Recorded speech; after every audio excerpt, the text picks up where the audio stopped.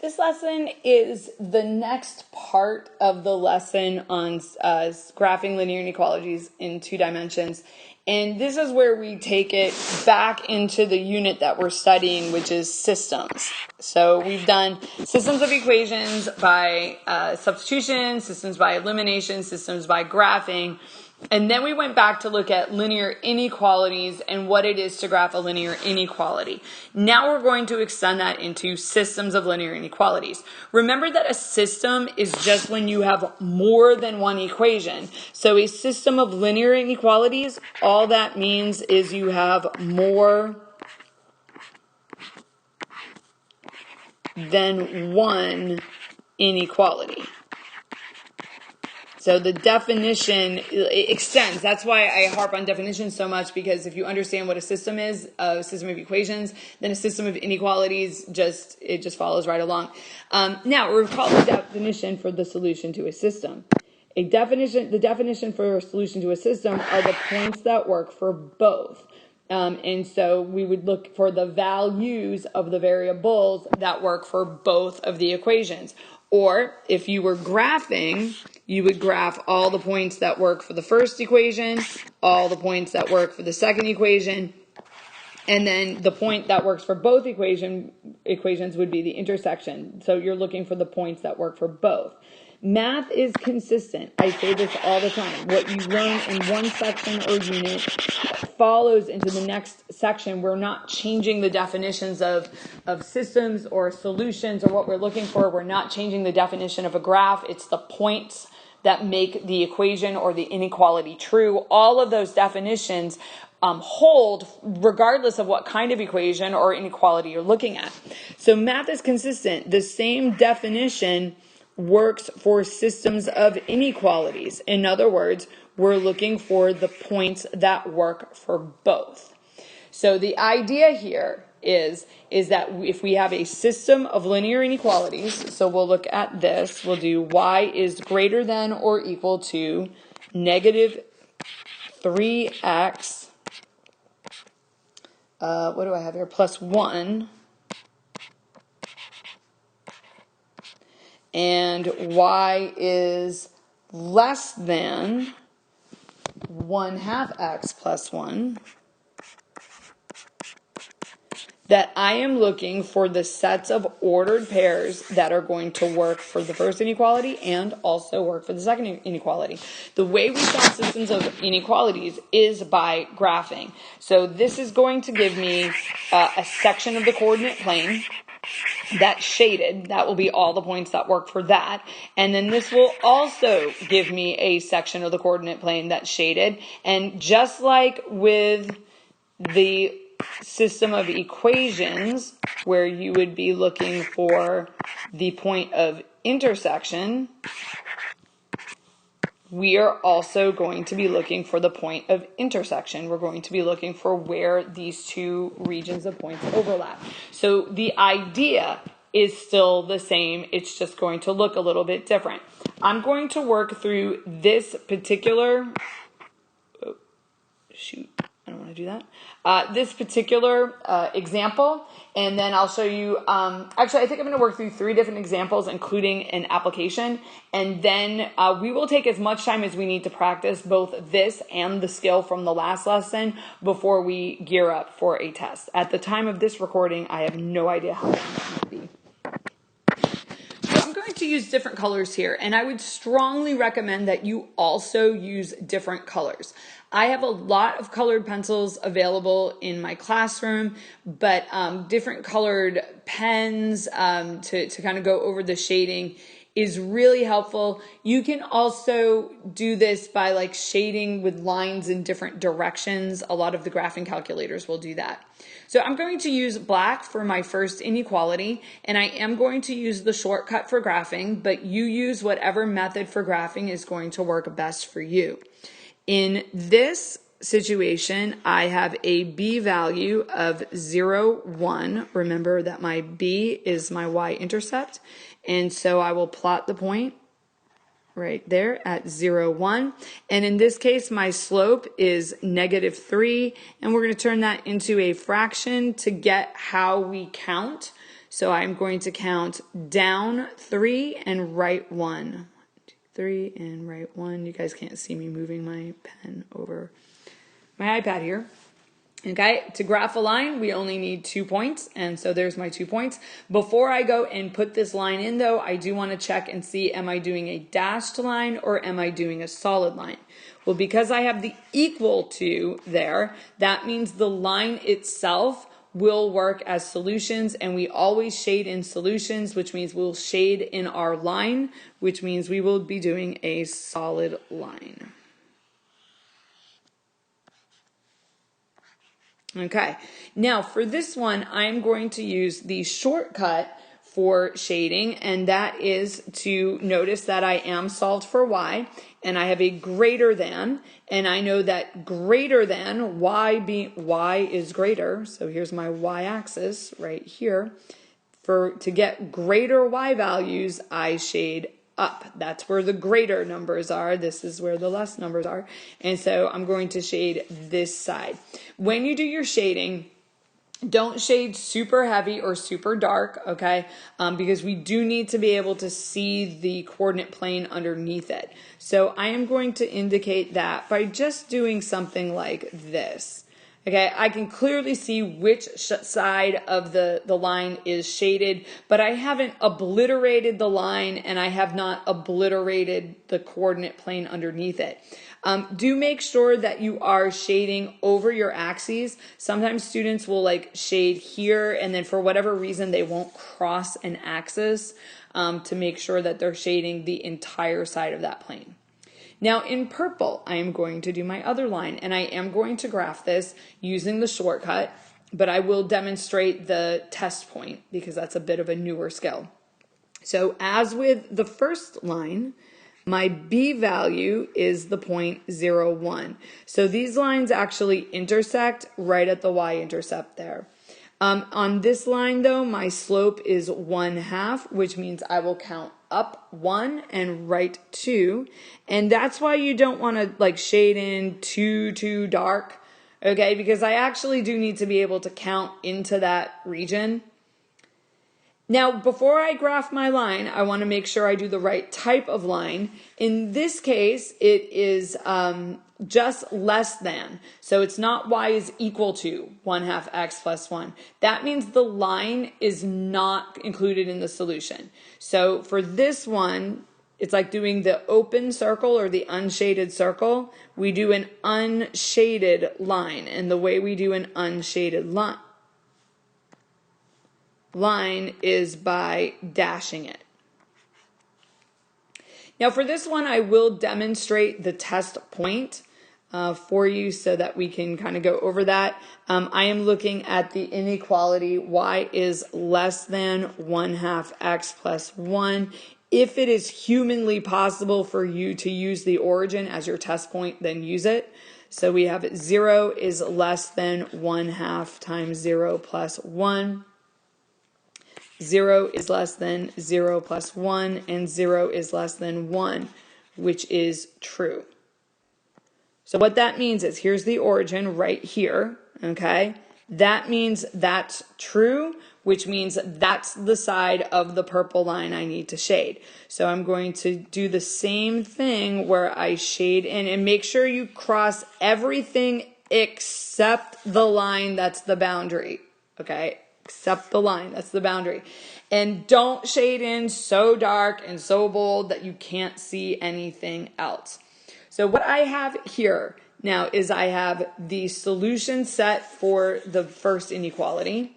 I have the solution set for the second inequality, and the solution to the system is where they overlap. Just like with the intersection of a line, you're looking for where the lines overlap. Except now, instead of having just a single point where they overlap, I actually have this region. And all of the points in that area will work for the first inequality and for the second one. Now, what a lot of students will do at this point is they look at this and they think, oh, that's like really hard to see it. So sometimes they'll take a highlighter, sometimes they'll take another color, and they'll just kind of fill that in to make it a little bit clearer where the solution is. The solution is tucked into this region right here. It's going, and again, make sure you're crossing the axes. Like, don't hold back and not cross the x-axis.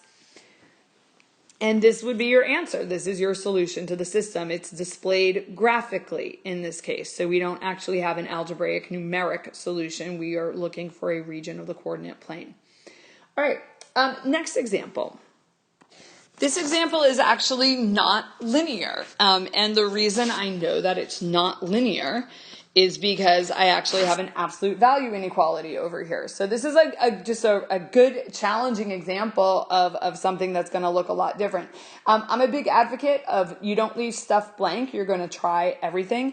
And so you might be a little bit freaked out by this, wondering what that's going to look like. But this is the same thing that we've been doing for the last class or so.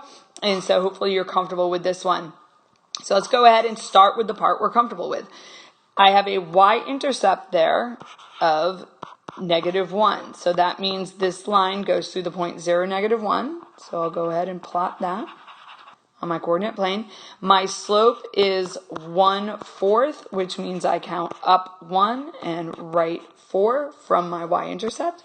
So up 1, 1, 2, 3, 4, and I put a dot right. 1, 2, 3, 4, there we go. Now, before I go and draw my line in, I want to make sure that I do the right type of line because I have solid lines and I have dashed lines. So I want to see whether or not the line itself should be colored. I look at this, it just says less than, not equal to, and so I want to mark the boundary, but I don't actually want to include the boundary. So this will be a dashed line.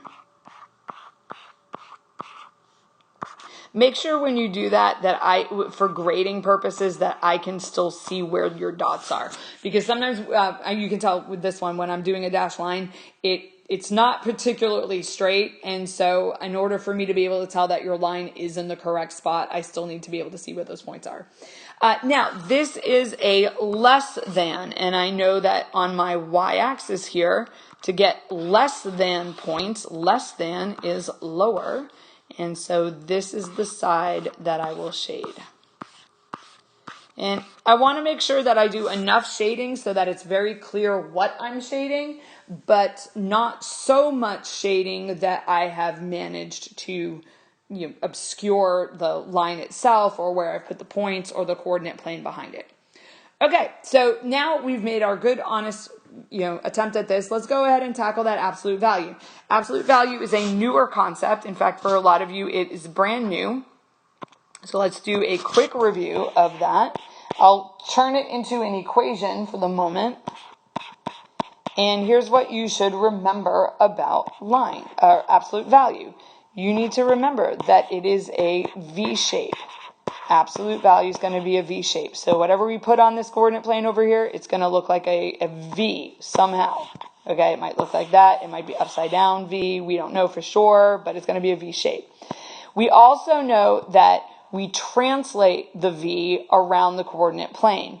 A -3 inside the absolute value is going to move the V to the right 3 units.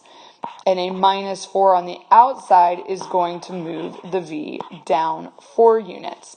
It is not flipped over because there's no equal sign there. And so let's go over here and let's draw our V in. Now, notice that it says greater than or equal to. Math is consistent. The rules that work for lines also work for absolute value. So if you see an equal to, it means the graph itself is included, and so you will use a solid V. So this goes right 3 and down 4. So I'm going to go and count right 1, 2, 3, down 1, 2, 3, 4, and 1, 2, 3, 4. There's the vertex, and it is not flipped over. So I'm just going to go ahead and draw my V in. All right, that's from the last class. Now you can also do the thing with the test points. So let's kind of talk about this for a moment. Just like with a line, you have like half the points that work and half the points that don't work, and the line is the boundary. The same thing is true for absolute value. Again, math is consistent. So half the points work, half the points don't work, and the V is the boundary. So either all the points on the outside of the V work and none of the points inside do, or all the points inside work and none of the points outside do. You can use a test point to figure it out. Test point is not as good for stuff like absolute value because they're a little bit harder to graph. So we can use the shortcut here. Greater than means higher. So if you look at where your vertex is and go greater, that's going to be the part that is shaded. And so for this, it would be this here. Just make sure you don't cross the actual absolute value.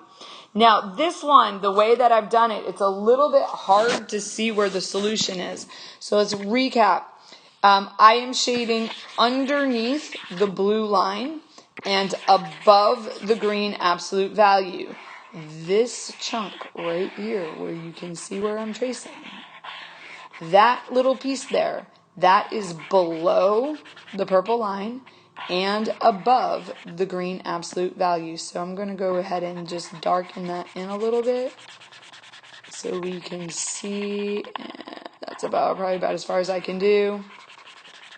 And that red region right there, that is my solution set. I'm pausing for a moment to give people a chance to finish writing and to allow your brain time to just rehash and process what we've done here.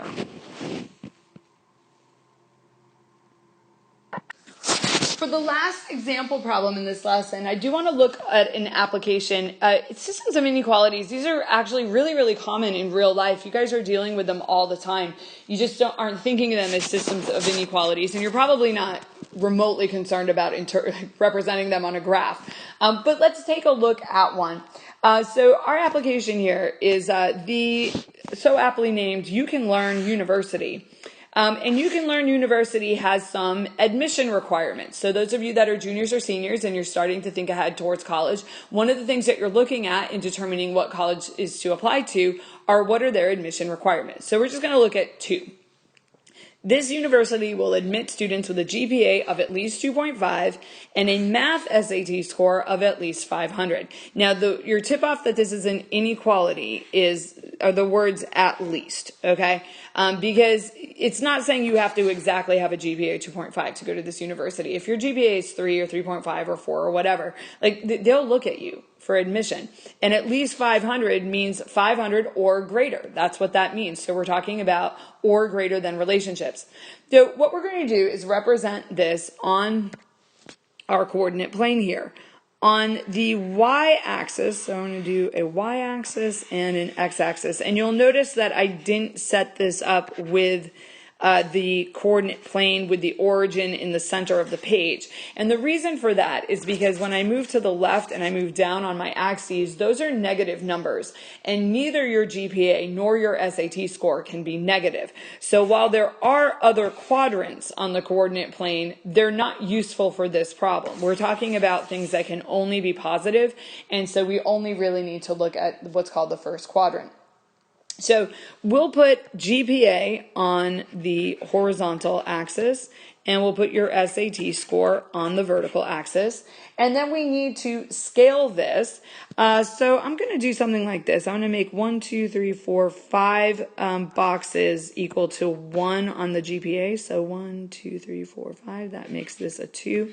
What I'm doing is I'm scaling 1, 2, 3, 4, 5. 1, 2, 3, 4, 5. And depending on whether you have like a weighted GPA or not, you can go a little bit over 4. And then for SAT scores, like the lowest you can actually get on the SAT is a 200. Like if you show up and put your name on it, you can have a 200. But generally they go from 200 up to 800. So I'm going to do 100, 200, 300.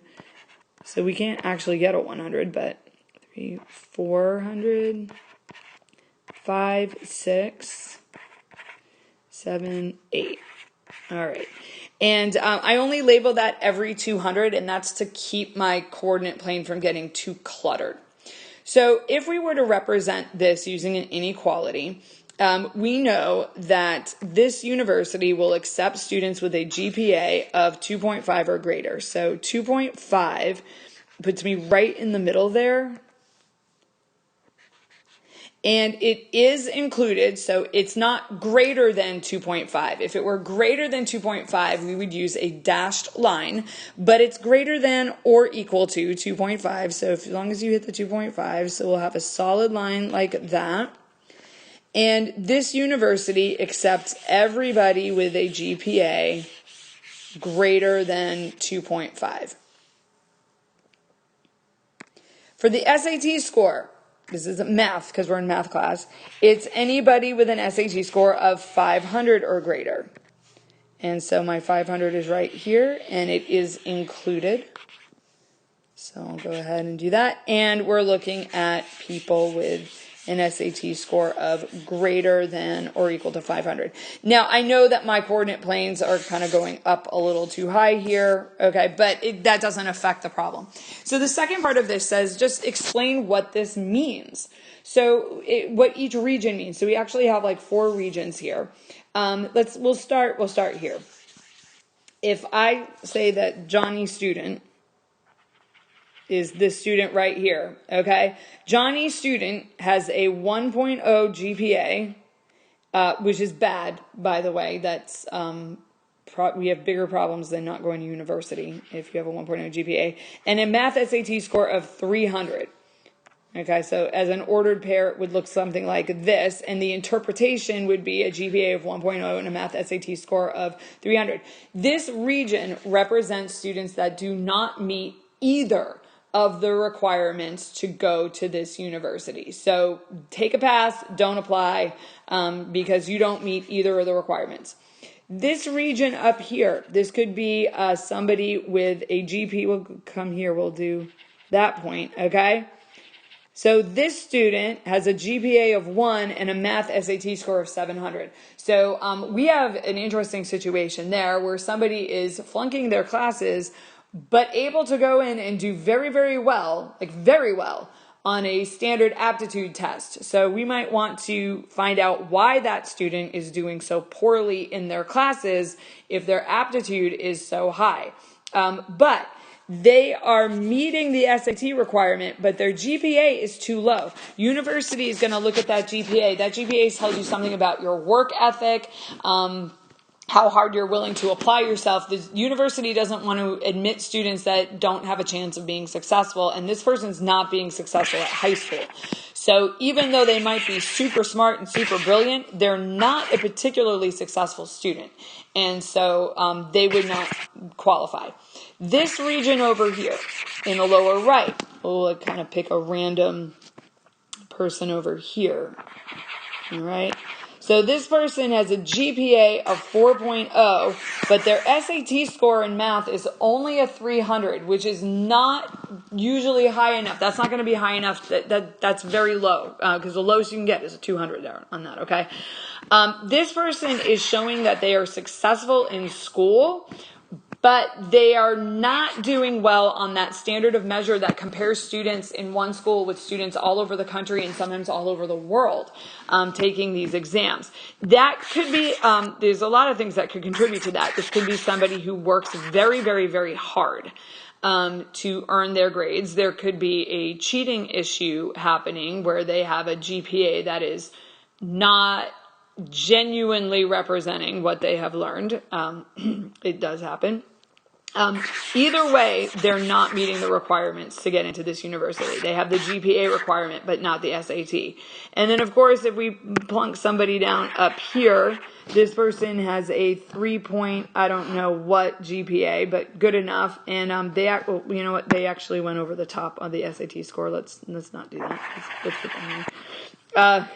So they actually have a SAT score that's attainable, but they meet the requirements for both. So if you are asked to explain what each region means, that's what you would be able to do. And it's not just one combination of GPA and SAT score that will get you into this university. It's a whole bunch, like probably not infinite, because there are limits to what your GPA can be because you only take a finite number of classes.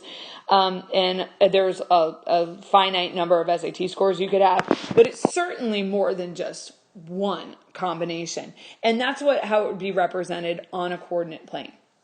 So this is how your systems of inequalities work. It's the same principles that work for your linear inequalities by themselves, as well as your systems of equations. Like the same definitions and rules apply.